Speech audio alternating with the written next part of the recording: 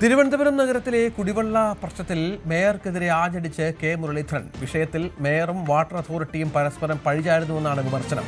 ഫലപ്രദമായി ഉത്തരവാദിത്തം നിറവേറ്റാൻ എന്തുകൊണ്ട് നഗരസഭയ്ക്ക് കഴിയുന്നില്ലെന്നും മുരളീധരൻ ചോദിച്ചു. 45 ദിവസത്തിനകം പ്രഖ്യാപിക്കുമെന്ന് പറഞ്ഞ ഒരു ആനുകൂല്യവും നഗരത്തിനു വേണ്ടി പ്രധാനമന്ത്രി പ്രഖ്യാപിച്ചില്ല.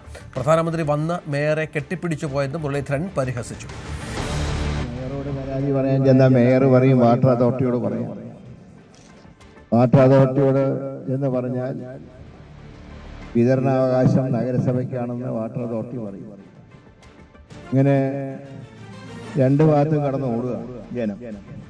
അപ്പൊ ഇന്നത്തെ ഒരു അവസ്ഥയിൽ ഇതിന് പരിഹാരം ഉണ്ടാക്കേണ്ട ചുമതല രണ്ടു കൂട്ടർക്കും.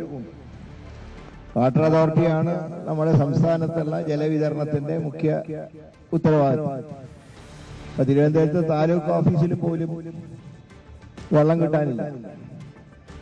വാട്ടർ അതോറിറ്റിയുടെ തകരാറാണെന്ന് അത് പറയുമ്പോൾ ഫലപ്രദമായി ജലവിതരണം നടത്താൻ എന്തുകൊണ്ട് നഗരസഭയ്ക്ക് കഴിയുന്നില്ല?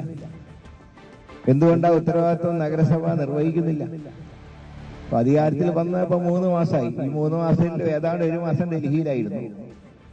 KK എക്സ്പ്രസിലെ യാത്ര, പ്രധാനമന്ത്രിനെ കണ്ട് ഫോട്ടോ എടുക്കലും കാര്യങ്ങളൊക്കെ. പ്രധാനമന്ത്രി നഗരത്തിൽ വന്നു. ഈ ഭരണം വന്നതിന് ശേഷം 25-ാം ദിവസം വന്നു. 45-ാം ദിവസം കൊണ്ടുവന്നാണ് പറഞ്ഞത്. നേരത്തെ വന്നു. പക്ഷേ 45 ദിവസം പ്രഖ്യാപിക്കുമെന്ന് പറഞ്ഞ് ഒരു ആനുകൂല്യം പ്രഖ്യാപിച്ചു. വന്നു, മേയറെ കെട്ടിപ്പിടിച്ചു എന്നല്ലാതെ മറ്റൊരു പിടുത്തം ഉണ്ടായിട്ടില്ല. കൂടുതൽ വാർത്തകൾക്ക് News 18 Keralam YouTube channel subscribe ചെയ്യുക.